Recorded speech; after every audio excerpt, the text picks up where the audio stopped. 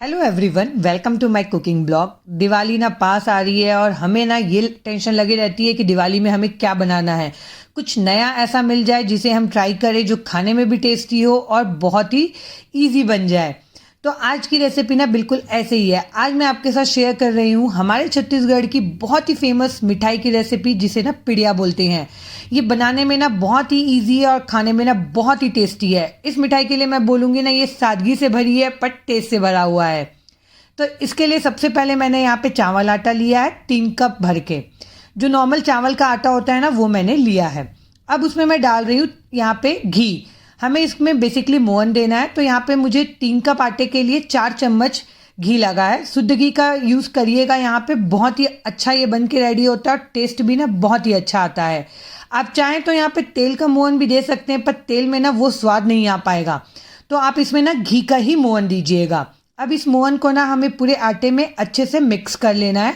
जैसे हम मोहन मिक्स करते हैं ना, कोई भी चीज़ें बनाते हैं, तो बस वैसे ही इसे ना पूरे आटे में अच्छे से मिक्स कर लेना है। आप थोड़ी देर बाद देखेंगे ना तो घी पूरे आटे में अच्छे से मिक्स हो जाएगा। और देखिए, मैं इसे बांध रही हूँ ना, तो ये लड्डू नहीं बन रहा है, बस इतना ही पन हमें मोहन इसमें चाहिए। ये क्वांटिटी जो मैंने दी है ना, 3 कप आटे के लिए 4 चम्मच घी पर्याप्त है। अब इसमें मैं डाल रही हूँ दही। यहाँ पे जो दही लेंगे ना, वो ध्यान रखिएगा कि बहुत ज़्यादा खट्टा दही मत लीजिएगा, हो सके तो फ्रेश दही लीजिएगा। दही डाल के ना हमें इसे अब धीरे धीरे करके ना सानना है। यहाँ पे देखिए, दही जो है ना, आप दही के टेक्सचर पे डिपेंड करता है कि आपको कितनी दही लग जाएगी। अगर दही पतला है तो आपको दही कम भी लग सकती है, अगर गाढ़ा दही है तो ज़्यादा भी। मुझे यहाँ पे टोटल ना 2 कप दही लग गया था इसे सानने में।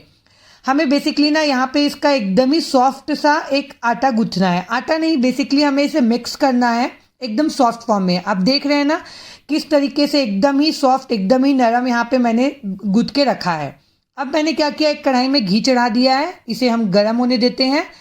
अब मैं जो सेव बनाने का, मिक्सचर बनाने का जो साँचा होता है ना, वो ले रही हूँ, और जिससे हम सेव बनाते हैं। देखिए, इस तरीके से जो मोटा सेव बनाते हैं ना, वो वाला मैं यहाँ पे लगा रही हूँ, और इसे आप अच्छे से फिट कर लीजिएगा। आपके पास जो भी सेव बनाने का साँचा है ना, उसमें आप इसे बना सकते हैं। और यहाँ पे अंदर में मैं क्या करूँगी, थोड़ा सा घी लगा दूंगी, ताकि ये ना चिपके नहीं, ईजिली अच्छे से ये यहाँ पे माउल्ड हो जाए।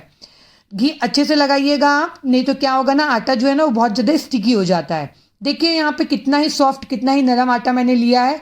जो हम सेव बनाते हैं ना, उससे थोड़ा सॉफ्ट हमें आटा यहाँ पे रेडी करना है। देखिए, आप पूरा आटा यहाँ पे हम इसमें डाल लेंगे अपने सांचे में अच्छे से। जितना भी आपके सांचे में आएगा ना, उतना आप भर लीजिएगा। और भरने के बाद क्या करेंगे, हम सांचे को अच्छे से बंद कर लेंगे। यहाँ पे ना एक बात का ध्यान रखिएगा कि जो आप डो तैयार करेंगे ना, वो बहुत ज़्यादा पतला मत करिएगा। बहुत ज़्यादा पतला करेंगे ना, तो आपका जो सेव है ना, वो एकदम ही ज़्यादा नरम बन के रेडी होगा। तो इसीलिए ये बहुत ज़्यादा ज़रूरी है कि यहाँ पे ना एकदम सॉफ्ट डो नहीं लगाना है बहुत ज़्यादा। बिल्कुल इसी टेक्सचर का आप डो बना के रेडी करिएगा। देखिए, यहाँ पे साँचा में मैंने अच्छे से फिट कर लिया है। हमारा घी भी ना अच्छा गर्म हो चुका था। तो अब मैं इसमें क्या करूँगी ना, सेव को डाल दूंगी। आप धीरे धीरे करके डालते जाइएगा और सांचे को गोल गोल घुमाते जाइएगा। बहुत ही ईजिली आपका यहाँ पे सेव ना बन के रेडी हो जाएगा। और इसे ना तुरंत नहीं पलटना है, जब इसमें बबल्स आने बंद हो जाए ना, उसके बाद पलटिएगा। अगर तुरंत पलट देंगे ना, तो यहाँ पे सेव आपके टूट जाएंगे और नरम हो जाएंगे। तो इस बात का ध्यान रखिएगा। और इसे ना अच्छा गोल्डन ब्राउन कलर आते तक के ना इसे सेकना है। देखिए कितना ही क्रिस्प बना है, अभी से आपको देखने से पता चल रहा होगा ना। और देखिए कितना ही अच्छा कलर आया है। इसी तरीके से ना धीरे धीरे करके सारे सेव हमें बना के रेडी कर लेना है। देखिए, यहाँ पे मैं दूसरा बैच का सेव बना के रेडी कर रही हूँ। आप बिल्कुल उसी तरीके से दूसरा बैच भी डाल दीजिएगा।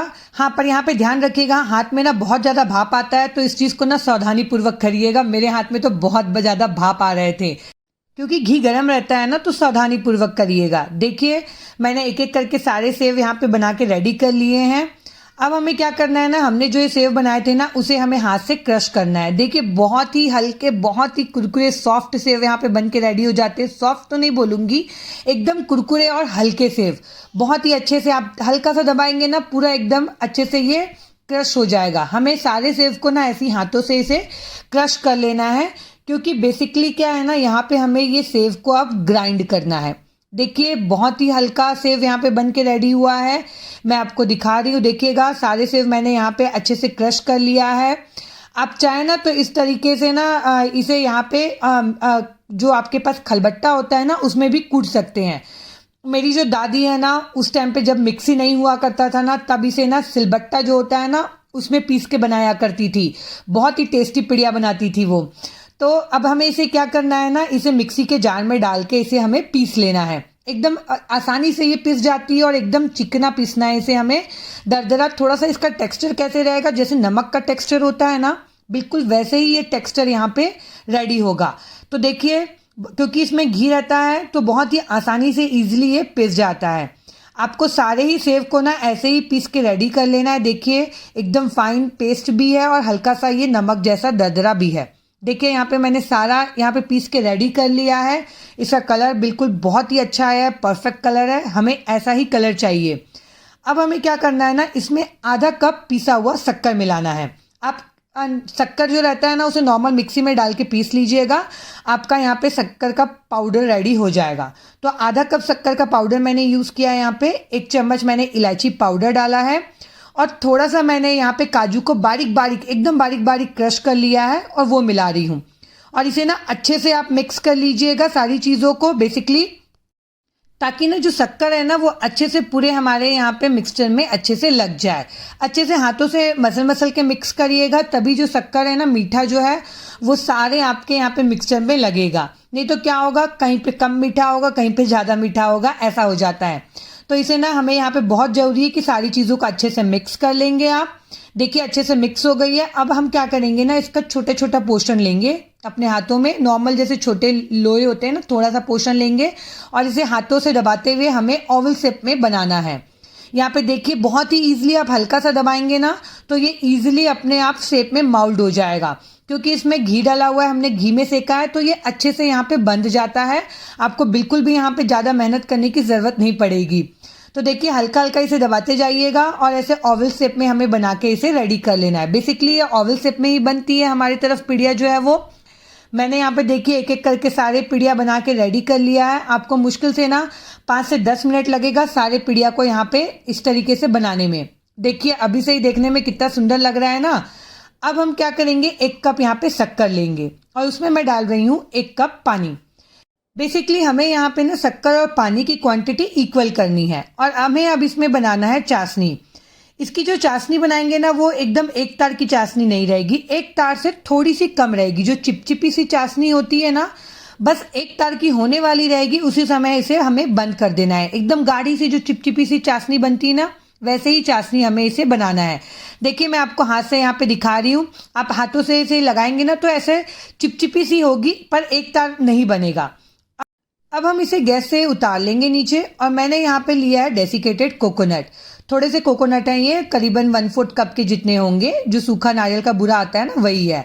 अब मैं क्या करूँगी, एक करछी लूँगी, उसके ऊपर पिड़िया रख दूँगी और उसके ऊपर कोट करेंगे हम ये शक्कर का जो हमने चाशनी बनाया था ना वो।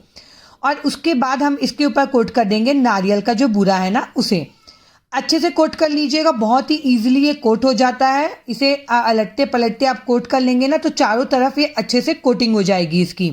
देखिए, बस हमारा यहाँ पे पिड़िया बन के रेडी है।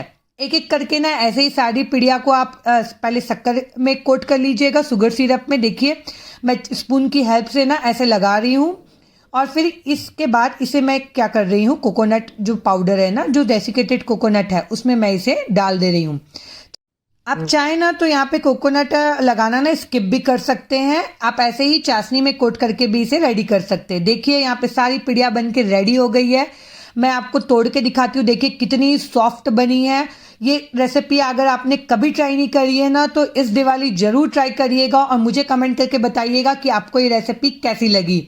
आपको मेरी रेसिपीज़ अच्छी लग रही है, मेरे वीडियोस अच्छे लग रहे हैं, तो मेरी वीडियो को लाइक करिए, शेयर करिए।